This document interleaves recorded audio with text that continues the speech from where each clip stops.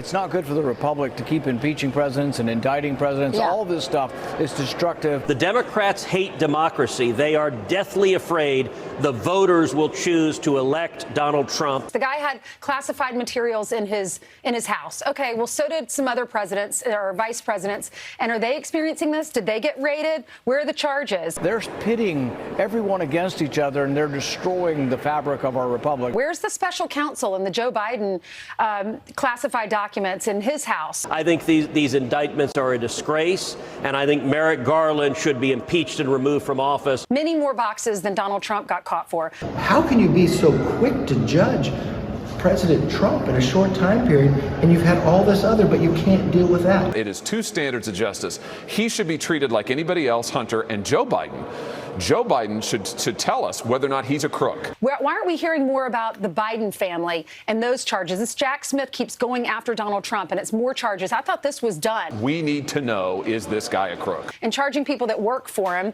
that have been there for 20 years, moved up in the ranks, probably came from nothing. How is one keep being indicted and another not? Because they're alleging that he obstructed in a federal investigation. Calm down, you guys.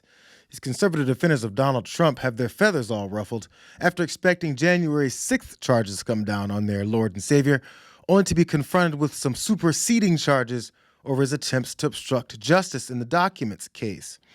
So yeah, to answer your question, there are even more. Former President Trump now facing 2 new obstruction charges involving alleged attempts to have surveillance deleted. And tonight, a third person has now been named and now facing charges related to false statements when questioned about attempts to delete that surveillance. A new figure emerging tonight, a new defendant in the case. The head of maintenance at Mar-a-Lago, named Carlos de Oliveira. He's now facing charges too. The superseding indictment out just moments ago also adds 3 new felony counts against the former president. Now he faces an additional count of willful retention of national defense information and 2 additional obstruction of justice charges based on allegations that he attempted to delete surveillance footage at Mar-a-Lago. It puts Trump clearly, according to the special counsel, in the midst of an obstruction effort. And it says, quote, that Trump requested an employee to delete security camera footage at Mar-a-Lago to prevent the footage from being provided to a grand jury. Sounds like some very normal behavior for a former president to be participating in. All these politicians and pundits aren't just blindly supporting Trump through all these credible accusations and charges.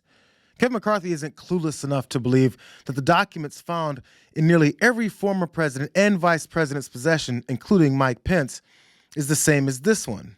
He knows the difference between possessing documents and Trump actively looking for ways to hide the fact that he had highly sensitive documents that authorities were specifically looking for. Also, former Secretary of State Mike Pompeo thinks he's got a solid Trump card to persuade people to believe that going after Trump's activities is a threat to our lives. You sit back and you kind of start to wonder, what are the bad guys out there thinking about what is happening here in America right now? I stepped back and thought about exactly that. Our friends around the world are saying, what on earth is going on in the United States? How much chaos can be tolerated from the world's most important country? And our adversaries are thinking this might just be the moment to press our claim somewhere in the South China Sea or in Asia, our moment to press an advantage somewhere in Africa or the Middle East as well. This has real global ramifications for those people who are tasked with keeping us safe, our soldiers, sailors, airmen, and Marines.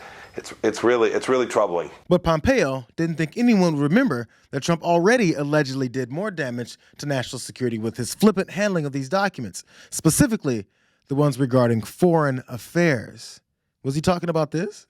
Prosecutors obtained this audio recording of former President Trump. He's at a meeting at his Bedminster property, and he suggests that he is still in possession of a classified document. And it describes it as being a top secret and presenting information concerning military activity in a foreign country. I wanted to attack Iran.